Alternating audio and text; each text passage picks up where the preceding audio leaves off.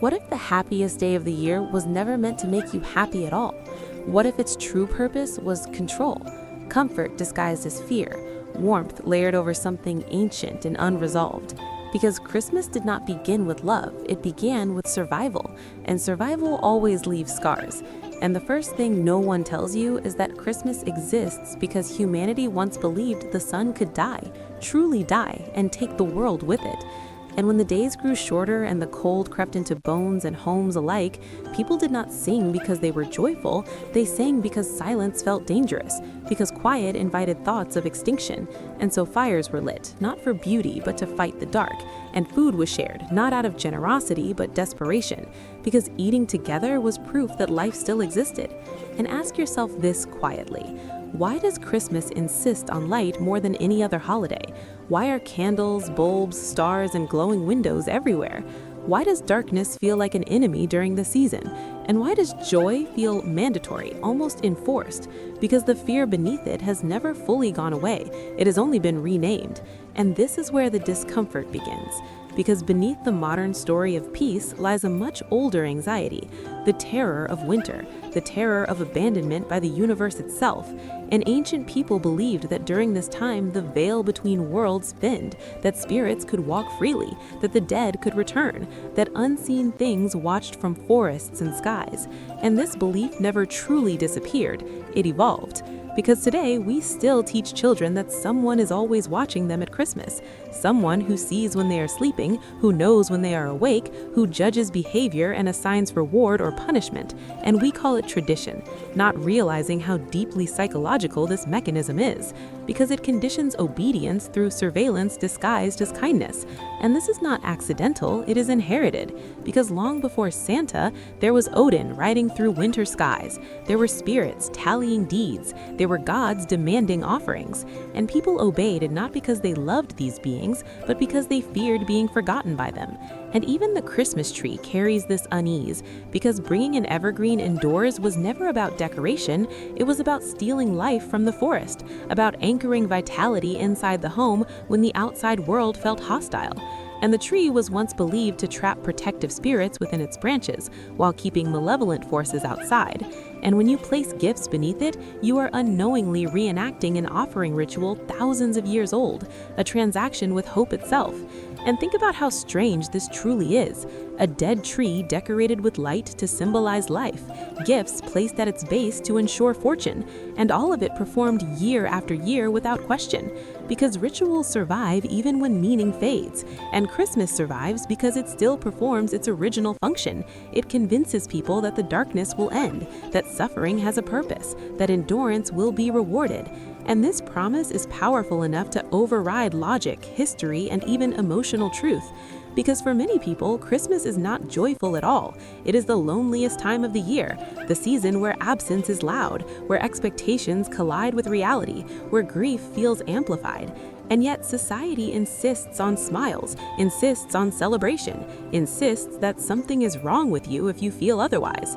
And this pressure is not modern, it is ancient. Because winter festivals were designed to enforce communal participation, to prevent despair from spreading, because despair was contagious and dangerous, and if too many people lost hope, survival itself was threatened. And so joy became a duty, not a feeling. And this is why Christmas still feels heavy, because it carries the emotional weight of centuries of forced optimism. And hidden beneath the carols is the knowledge that winter once killed without mercy, that hunger did not care about belief, that cold did not respect prayer. And so Christmas became a story strong enough to override fear, a narrative powerful enough to convince people to keep going just a little longer. And this is the most unsettling truth of all, that Christmas works not because it is true, but because it is necessary, because it gives meaning where none existed, structure where chaos ruled, and hope where logic offered none. And when Christianity arrived, it did not erase these fears, it wrapped them in a new story, placing the birth of a savior not in spring, not in abundance, but in winter, in darkness, in vulnerability, because the symbolism mattered more than accuracy, and a child born in cold was a promise that light could emerge from nothing. And this idea resonated so deeply because it echoed what people already believed, that something must be done to ensure survival, that rituals matter, that belief has power. And yet even now, despite electric lights and heated homes, despite abundance and science, Christmas still triggers something primal, a sense of urgency, a pressure to gather, to consume, to connect before time runs out. And maybe that is because some part of us still remembers, still fears, still feels the long night stretching endlessly ahead. And the question you must sit with is this: if Christmas was truly about peace, why does it require so much effort to feel it? Why does it demand belief instead of earning it? And why does it leave so many people feeling empty once the lights come down? Because perhaps Christmas is not a celebration of joy, but a reminder of how fragile joy has always been. And in the next layer of this story, buried beneath rewritten dates and borrowed symbols, are facts that were never meant to survive, truths that explain why Christmas feels ancient, heavy, and strangely haunting. And once you see them, you cannot unsee them. If Chapter 1 revealed that Christmas was born from fear, then what comes next is the realization that almost everything you recognize about it was deliberately reshaped, hidden in plain sight, and passed down until the original meaning dissolved into habit. Because Christmas as we know it is not a single story. It is a carefully layered construction built by centuries of power, adaptation, and psychological necessity. And the first unknown truth is that the date itself was never sacred. It was strategic. Because no historical record places the birth of Jesus in winter, and early Christian texts avoided dates entirely. Yet December 25th was chosen with precision because it sat directly on top of the Roman festival of Saturnalia and the cult of Sol Invictus, the unconquered sun. And these festivals were not optional, they were emotionally essential to the population. Weeks of sanctioned chaos where social rules dissolved, where masters served slaves, where excess was encouraged, and where the world temporarily turned upside down to release pressure that might otherwise tear society apart. And when Christianity tried to eliminate these traditions, it failed, because belief cannot survive where hope is removed. And so, instead of erasing the solstice, it was overwritten. The sun was replaced with a sun, rebirth was reframed as salvation, and light returning to the world was giving a new narrative that fit existing emotional needs. And this is why Christmas feels ancient even when its theology feels younger, because it is older, far older than the religion that claims it. And the second hidden truth is that many Christmas customs were never meant to be gentle, they were defensive. Because medieval Europe believed winter was a time when the dead wandered, when spirits roamed freely, when malevolent forces searched for warmth and weakness, and homes were decorated not for beauty but protection. Greenery was hung because plants that stayed green were believed to repel death. Bells were rung because sound was thought to scare away unseen threats, and candles were placed in windows to signal that the home was guarded, alive, not abandoned. And over time, these protective measures became aesthetic tradition, their meanings fading but their presence remaining, because rituals that once kept fear at bay became comforting habits. And the third truth is that Christmas generosity was not born from kindness, it was born from obligation, because gift-giving was once transactional, offerings made to gods, spirits, or community leaders to ensure favor, survival, and inclusion, and refusing to participate was dangerous because it marked you as an outsider, someone unwilling to appease forces that governed fortune itself. And this dynamic never disappeared.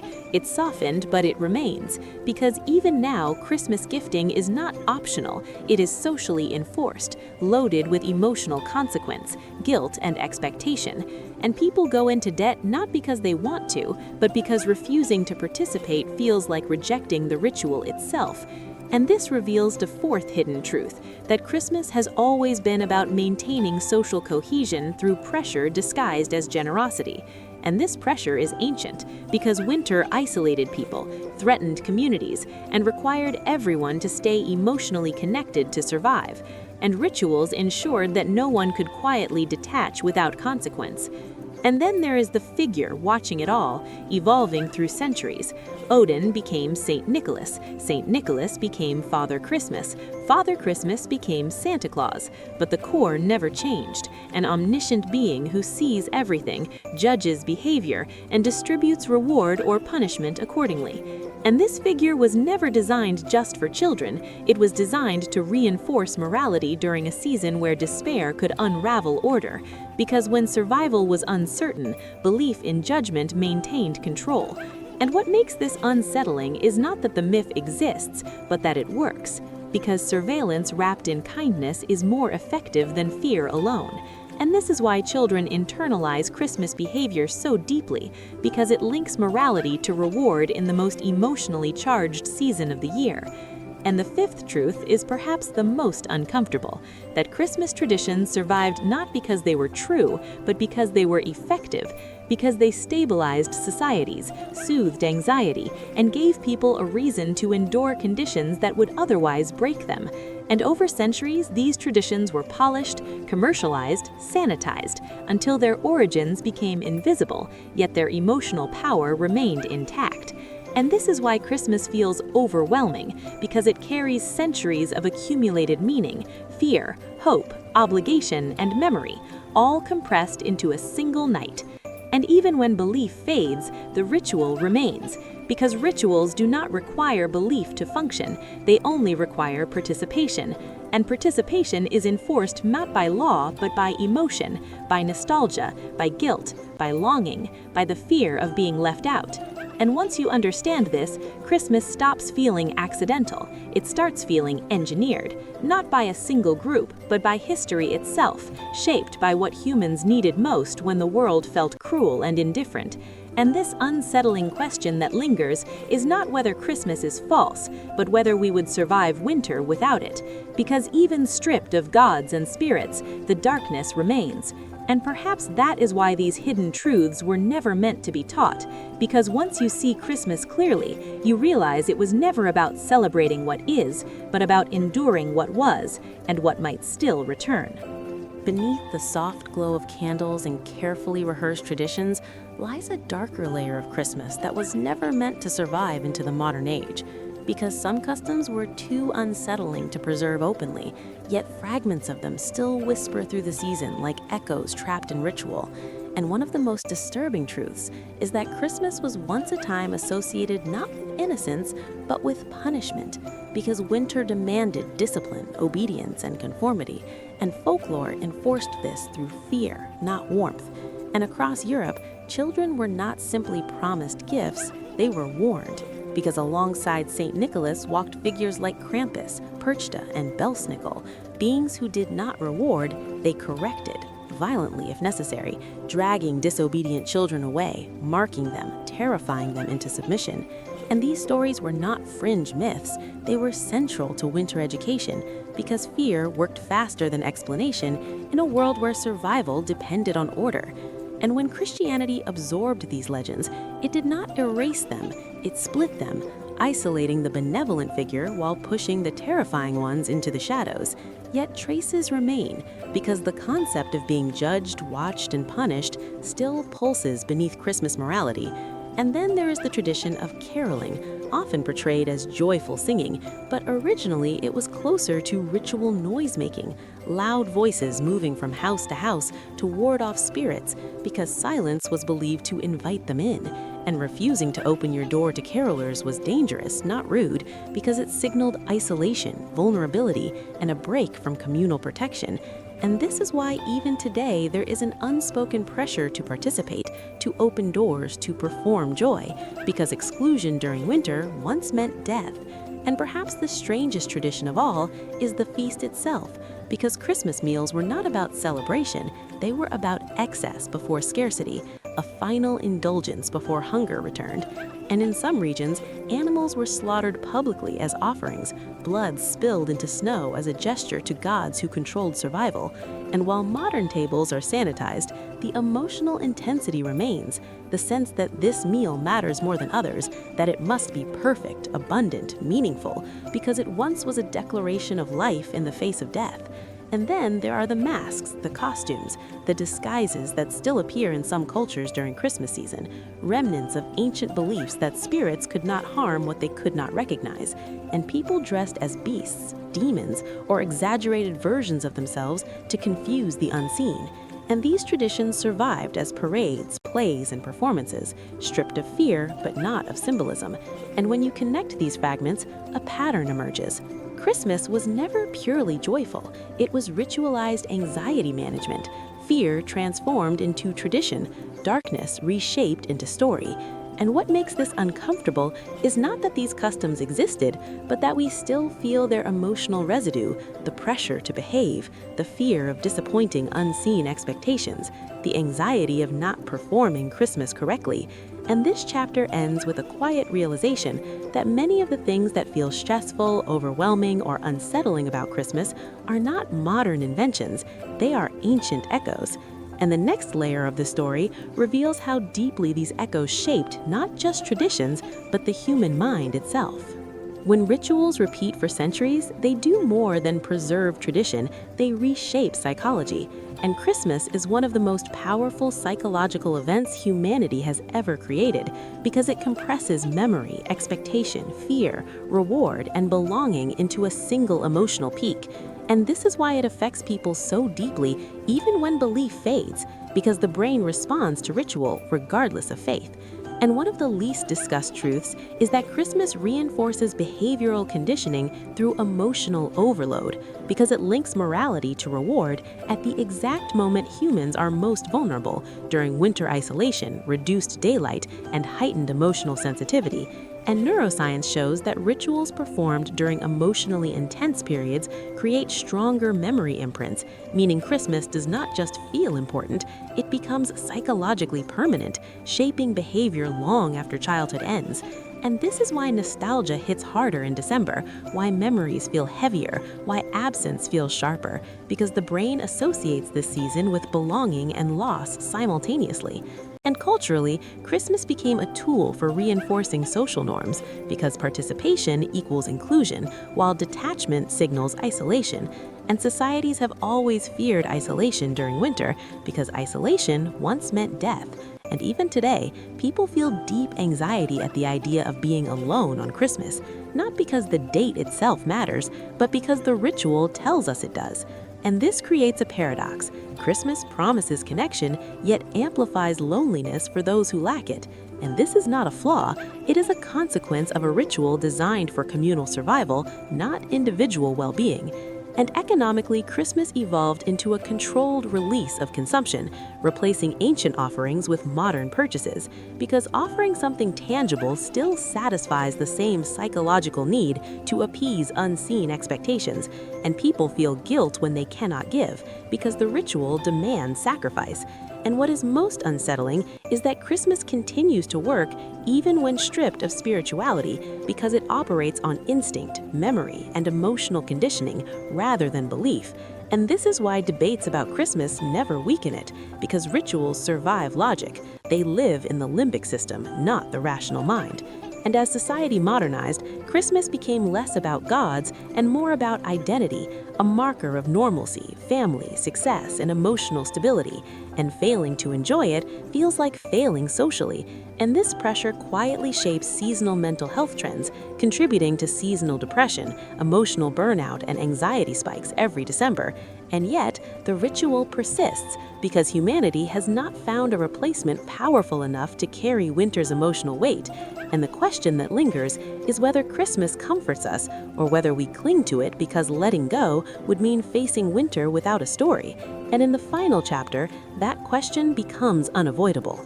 When all the layers are stripped away, when the myths, traditions, religions, and rewrites fall silent, what remains is not a holiday, but a question humanity has been asking itself for thousands of years. How do we survive the dark? And Christmas, in its truest form, is not an answer. It is a coping mechanism, a story we tell ourselves so the night feels shorter, the cold feels temporary, and suffering feels meaningful. And this does not make Christmas false, it makes it human, because humans do not endure reality as it is, they endure it as it feels. And winter has always felt endless, unforgiving, and indifferent. And Christmas was never meant to explain the world, it was meant to soften it, to give people a reason to gather, to share, to remember that they are not alone, even when everything else suggests they might be. And this is why Christmas evolves rather than disappear, because its function remains unfinished. And perhaps the most shocking truth is not that Christmas was built from fear, control, and survival, but that it still serves the same purpose today, quietly reminding us that light returns, not because the universe cares, but because we endure long enough to see it. And when the lights come down and the songs fade, what lingers is not belief, but memory, the ancient memory of sitting together in darkness, choosing warmth over despair, story over silence, and meaning over nothing. And that is why Christmas will always feel heavier than it looks, because it carries the weight of everyone who ever needed it to survive one more winter. And maybe the reason we still gather, still decorate, still pretend is not because we are fooled, but because deep down we understand that sometimes a beautiful lie is more powerful than a brutal truth, and sometimes the story is what keeps the darkness from winning. After the lights dim and the story feels complete, something quieter emerges, a truth rarely spoken because it feels too close to home, that Christmas did not just shape traditions, it reshaped identity, teaching generations how they should feel, remember, love, and even grieve. Because Christmas is not experienced only in December, it is stored in memory as an emotional reference point, a benchmark against which life is measured.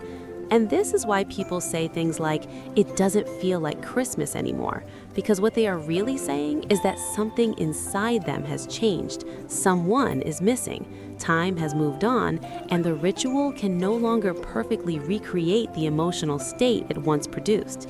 And this reveals an uncomfortable reality, that Christmas is deeply tied to childhood vulnerability, because for many it is the first time belief feels real, the first time magic feels possible, and the first time disappointment cuts deeply.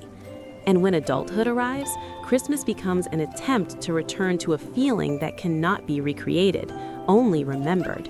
And this is why the season carries such emotional weight, because it activates loss even when nothing is visibly gone.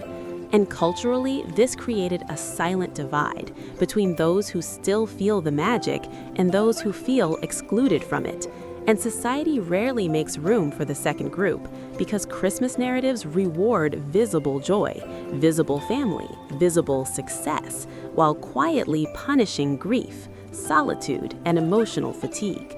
And this imbalance is not accidental. It is inherited from rituals designed to enforce unity at all costs, because winter did not allow for fragmentation, and emotional conformity became survival strategy.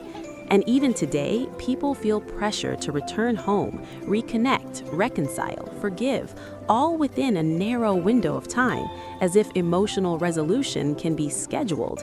And when it fails, the disappointment feels personal, not structural. And this is perhaps the most damaging unknown truth, that Christmas teaches people to blame themselves for not feeling what the ritual promises, rather than questioning whether the promise was ever realistic. And this is amplified by media, nostalgia, and cultural repetition, reinforcing an idealized version of Christmas that has never existed universally, not now, not centuries ago. And yet, people chase it year after year, because chasing it feels better than admitting its absence. And this chase fuels consumption, emotional labor, and silent suffering, all justified by the idea that Christmas is supposed to be special. And when it is not, people feel broken, not realizing that Christmas was never designed to heal individuals. It was designed to stabilize groups. And this realization reframes everything, because it suggests that the sadness many feel during Christmas is not a failure of spirit, but a side effect of participating in a ritual that no longer fits modern emotional realities. And yet, the ritual persists, because abandoning it feels like abandoning hope itself. And this tension between what Christmas promises and what it delivers is the quiet fracture running beneath the season. And it raises a question that lingers uncomfortably. If Christmas cannot give us what it once did, what are we really holding on to? And what would happen if we stopped pretending it still could? There is one final layer of Christmas that remains largely unspoken because it forces us to confront not history or psychology, but ourselves.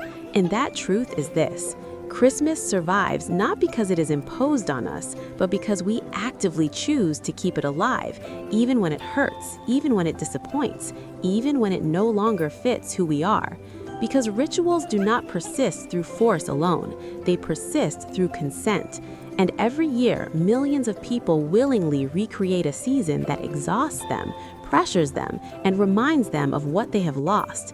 And yet, they still decorate, still gather, still repeat the words and gestures, because Christmas has become a mirror, reflecting not what the world is, but what we wish it were. And this is why the holiday feels so fragile, because it depends entirely on collective belief, not belief in gods or miracles, but belief in connection, in meaning, in the idea that togetherness can be manufactured if repeated often enough. And this belief is powerful, but it is also dangerous because it teaches us to compress complex emotions into a single night, to expect healing on a schedule, to demand closure from moments that cannot provide it.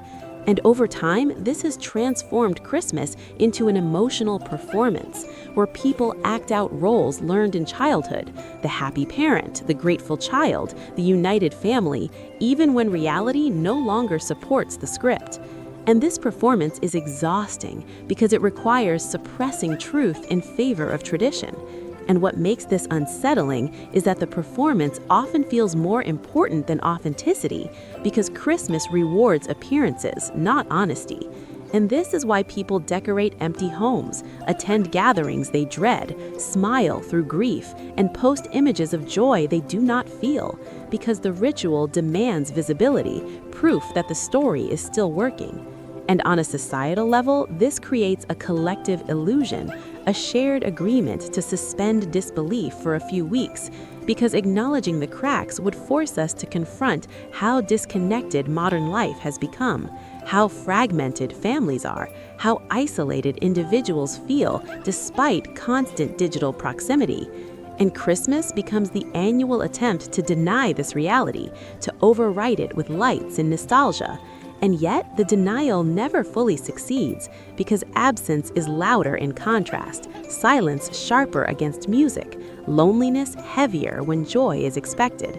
And this is why Christmas can feel almost cruel to those who are already struggling, because it does not create pain, it reveals it, amplifies it, frames it against an idealized image that feels unattainable.